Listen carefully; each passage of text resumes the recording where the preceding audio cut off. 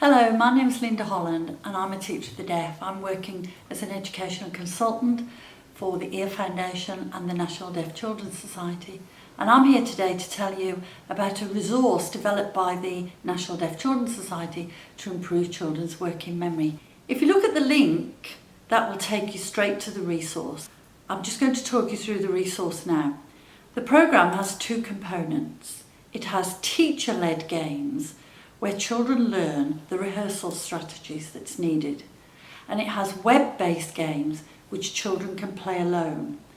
The recommendation is that you spend 20 minutes on the teacher-led games, and this is an intervention delivered by the teacher or the teaching assistant, and it requires you to give feedback. There is no inbuilt feedback in the teacher-led games, so it's very important that you work with the child.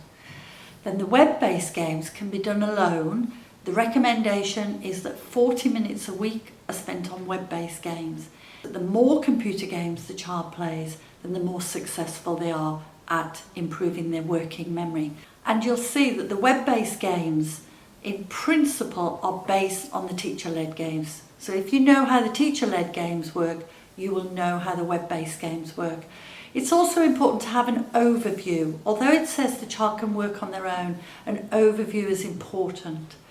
The child will have a reporting sheet where they can record what they've completed within the resource. In the teacher-led games, there are 3 games: words, colours and digits. So the words game is about listening recall. The colours game is about visual spatial recall. And the missing digits game is about digit recall. The first one is the word game. If you watch the first film, you'll see that I did an activity where you had to remember the last word of a sentence, and you also had to say if the picture that I was talking about was true or false. And this is a similar activity. You present the child with a series of pictures and they have to say if it's true or false, and they also have to remember the last word of each sentence.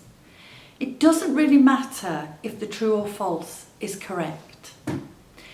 You will have recording sheets that you can download from the resource. You can record the child's response, and you can also record whether they said it was true or false. Whilst it doesn't matter whether it's true or false, what they mustn't do is just keep saying true, true, true, true, true, because it's important that they remember the word, but they're also completing activity at the same time. So each time you have a word to remember, and you will talk to the child about the rehearsal technique so that they remember the word. They say the word or they sign the word. Sometimes it's good to allocate a finger to the word. So the child looks at the picture: sunglasses, sunglasses, sunglasses, sunglasses. Then you put a second word with it and they rehearse them together. So sunglasses, bus, sunglasses, bus. So that you're teaching the child how to rehearse, so that they're understanding the strategy. It's very important that you spend time talking to the child about how to rehearse the strategy and how important this is. When the child repeats the words to you, that they're in the correct order. If they're not in the correct order, then they failed the task. You can explain to the child that their working memory is being aided by using the rehearsal technique. It's a key strategy which is introduced to the children at regular intervals, and they are reminded to use it throughout the intervention. Here's a picture of the dragon that reminds them. So the dragon is saying, what helps you to remember the word? It's important that you ask the child, what is it that helps you to remember the word, so that they're able to develop this strategy. There are 7 levels. These are known as spans for the children to work through over the whole of the intervention time. So if you think about the task that I've just talked about, where you have to remember the last word, if there were 5 words to remember and there were 5 sentences, we would be working at level 5, span 5.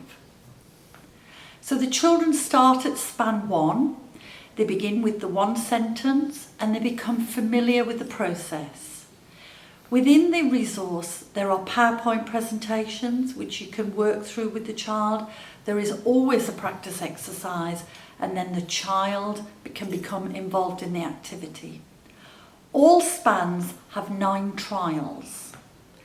As I said before, teacher feedback is vital in the teacher-led activities. If the child can't recall the words, they must be encouraged to think about it and explain the strategy.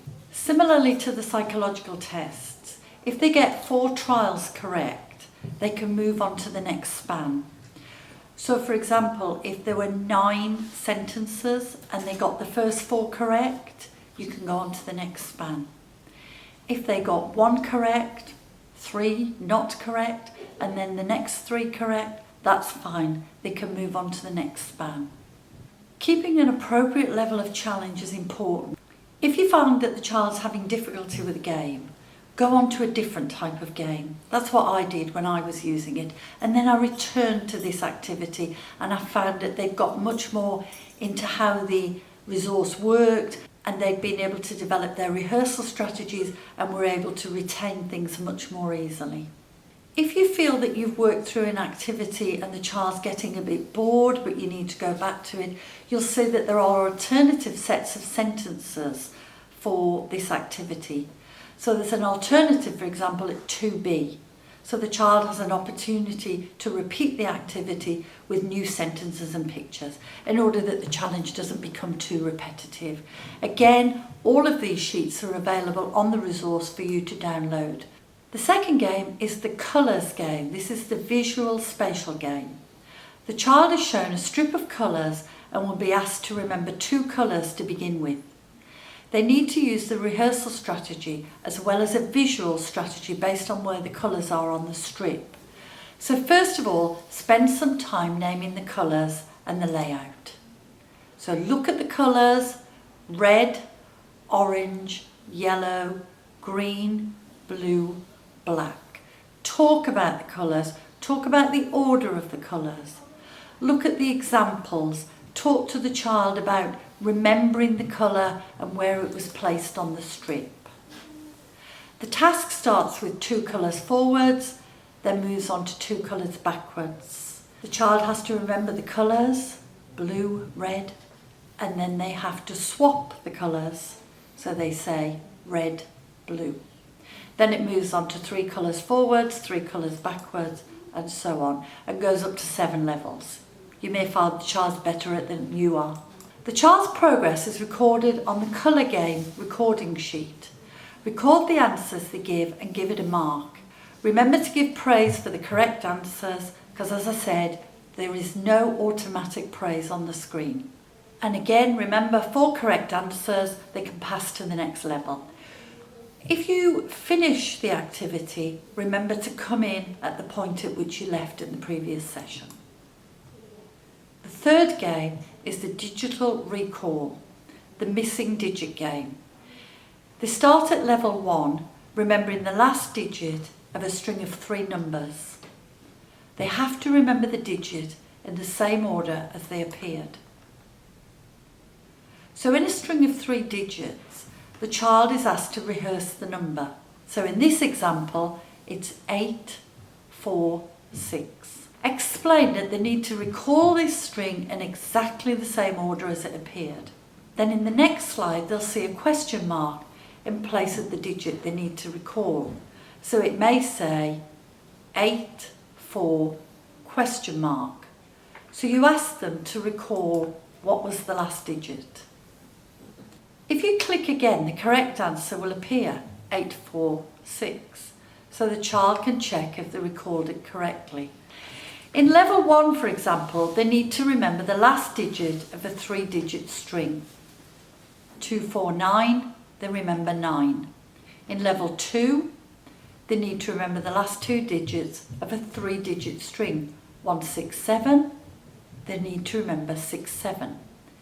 In level 3, they need to remember the last 2 digits of a 4-digit string, and so on, up to level 7. Within this activity, there's a surprise element. The surprise is that the children do not know beforehand which string is going to have to be recalled. This means they need to rehearse each one and then wait to see if the question mark slide appears after it. Now I'm going to talk about the web-based games. Like the teacher-led games, there are 3 games. Animals, which is counting recall, numbers, which is backward digital recall, and letters, which is backward letter recall. As I said previously, these games are played alongside the teacher-led games, and the recommendation is that they play the games for 40 minutes a week. There are bonus games involved here. For any of these games, if the child gains 100% score, they will sometimes, but only sometimes, be automatically directed to the bonus games, where they can play a game of their choice as a reward for their success in the working memory activities.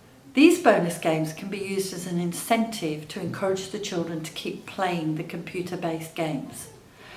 They have a choice of playing one of the 4 games each time: snakes, bricks, Tetris or crosses.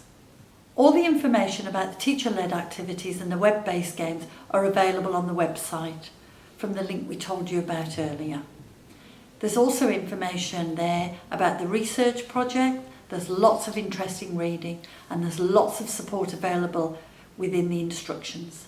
We hope you found this video useful. We hope you'll go ahead and use the resources and have real successes with it. If you need any further information, please refer back to the link. Good luck!